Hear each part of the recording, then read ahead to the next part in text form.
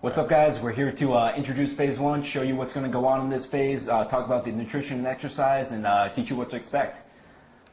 So let's dive into it. Mike, what's the purpose of phase one? What are we trying to do in this phase? Phase one is to build your metabolism. We want to go ahead and put as much muscle on you as possible in phase one, so this way we can increase your metabolism. And let me kind of explain how that works. 1 pound of muscle burns 50 calories. So, for example, if you take two guys, let's say are both 150 pounds, if one guy had more muscle than the other person, then the guy with more muscle actually has a higher metabolism. Yeah.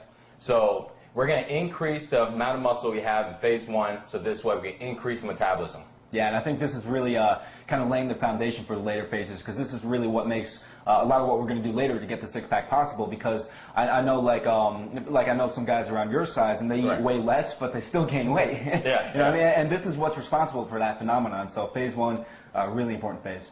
Okay, so for a guy who doesn't really have an understanding of what resting metabolism is and why it's so important, can you explain that? What is metabolism, and why is it so critical for getting six-pack abs? Well, resting metabolism is basically the amount of calories you burn when you're not doing anything. And that's very important because think about it, if we only burn calories when we're in the gym. I mean, you'd have to constantly be working out and constantly be in the gym. So burning calories without having to work out, that's the whole magic of this entire program. So this way you can burn calories when you're at work, burn calories when you're sleeping, burn calories when you're on the couch watching a movie.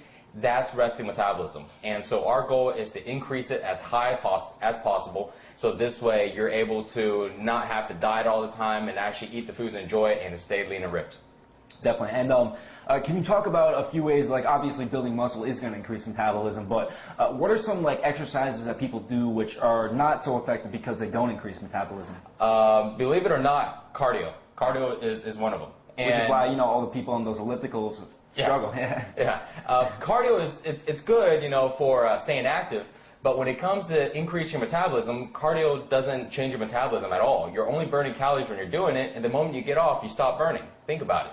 You're on a cardio machine, you're going, your body temperature's up, and your heart rate's up. But what happens when you get off? Body temperature drops back down, and heart rate goes back down. Exactly. So cardio is not one of the ones to increase metabolism. So if you want to increase your metabolism, don't worry about doing much cardio.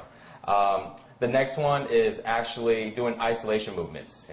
Basically working a small muscle group like your biceps or just your abs or something like that. The reason why it doesn't increase your metabolism as much is because the muscle is so small. So remember, our goal is to build as much muscle as we can. So we definitely want to go ahead and do compound movements and basically working on different muscle groups at the same time instead of just one.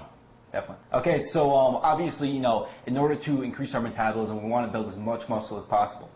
For a guy who doesn't really understand exactly how that process works, what are the key elements that he's going to need in order to build muscle? Well, it's really easy to build muscle. Basically, when you're building it, you're actually breaking it down. So it's a little opposite. When you go to the gym, a lot of people think, well, hey, let me go to the gym and let me build muscle there. But really, you're going to the gym and you're breaking down your muscle. You actually build it when you eat the right foods and also when you sleep. So there's three things.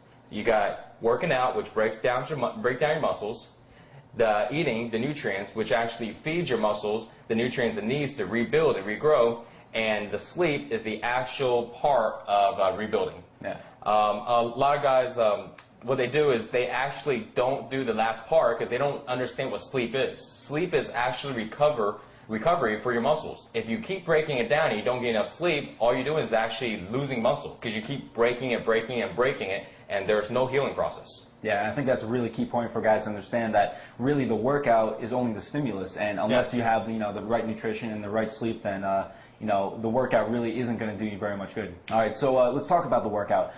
What is the workout in phase one going to be like, and how is it going to be different than in the other phases?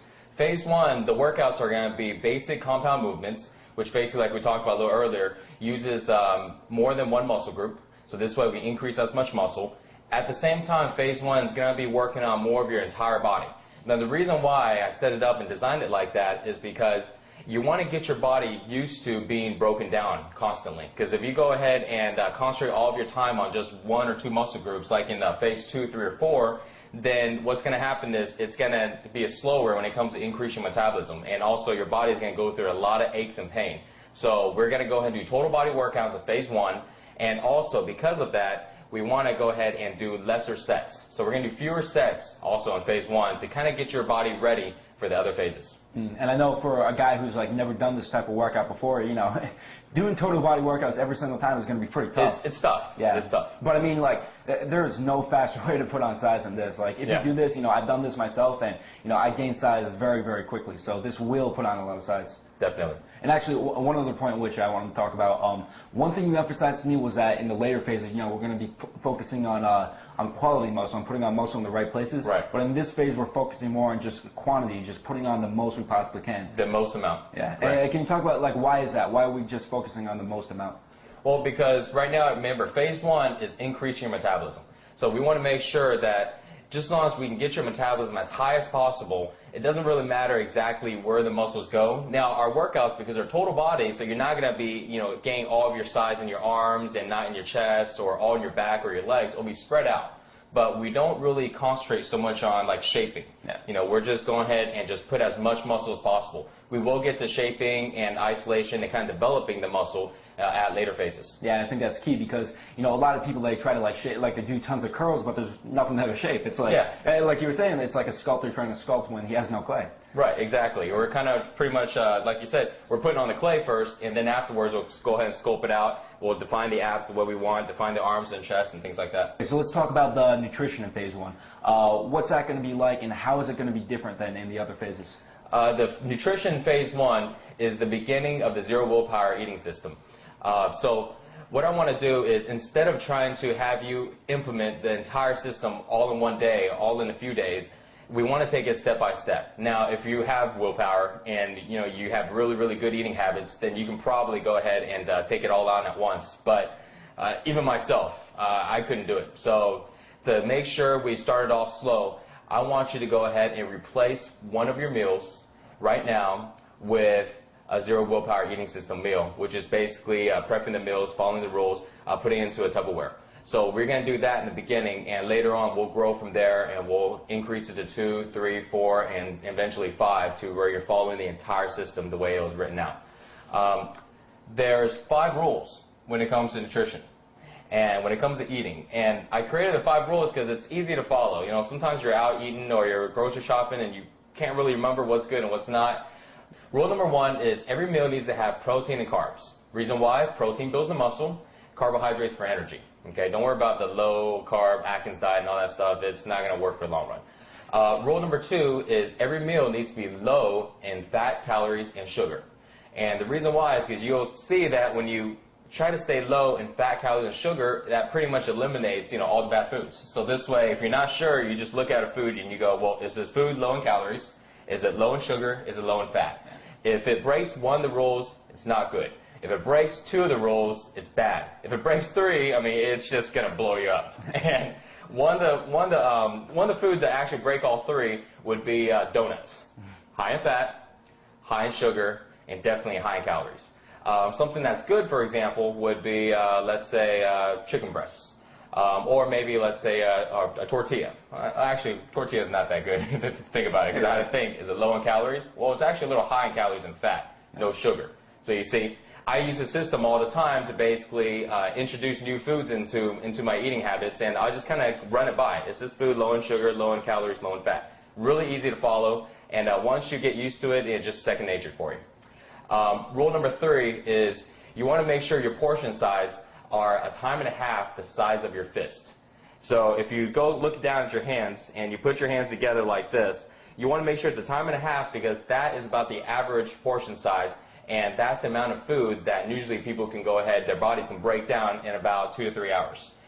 If your hand's really, really big, you may want to go with just one hand instead of 1.5 times, and vice versa. If it's really small, maybe go with 2.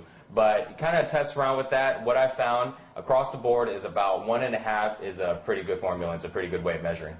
This way, you actually don't have to ever measure portion size. You don't have to count calories, because I never do. You don't have to do any of that stuff, and it's so simple to follow these guidelines and to pretty much figure out how much food you need. So that's going to control your calories a lot. Rule number 4 is eating 4 to 5 times a day.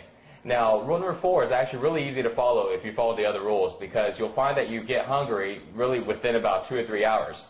And afterwards, you're not going to feel like you're trying to, put down food. Like me and Dan, we eat all the time. We're eating really about 2 hours, right? Every 2 hours. And it just naturally seems like we get hungry, every 2 or 3 hours. Yeah, we never calculate, oh, it's time to eat.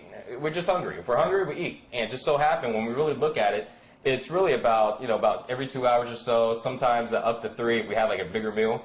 But we can't count the meals. Yeah, we actually are up to about 6 and 7, 6 or 7 meals, just because, that's just how often we get hungry. So you want to make sure you eat at least about 4 to 5 meals to start off at, and then kind of go from there. If you don't increase your meals more, don't worry about it. Just as long as you stay around 4 or 5, you should be pretty good. The last rule is actually 80-20 rule. What that is 80% eat healthy, right? Follow the 4 rules, and 20% pretty much just eat whatever you want. So this way you create a balance. See, even though I like to eat healthy, I work out and I do all this stuff, I still have a life. I balance it out. I go out socially and have drinks. I eat at buffets, right? I can put it down. And so you have a balance. You can't always be dieting and always be eating healthy foods. You just got to give yourself a break. I feel that what's really important is just make sure that as you're doing that 20%, realize that if it's higher than 20%, you'll start to see the difference. And so you want to, in the beginning, keep it around 20. A little lower would be better, so this way you can kind of get used to it. But those are the 5 rules to follow. And if you don't remember anything else in the nutrition part of it, just as long as you go by these 5 rules, I think you'll be good. Yeah, and I think those 5 rules, it's genius because it's so simple, and yeah. If you just follow those, 5 simple things, then you're going to be eating well. Yeah, they're just like easy guidelines to kind of go by. Yeah, exactly. Actually, one thing I wanted to talk about, I know this whole system is designed so that we're implementing the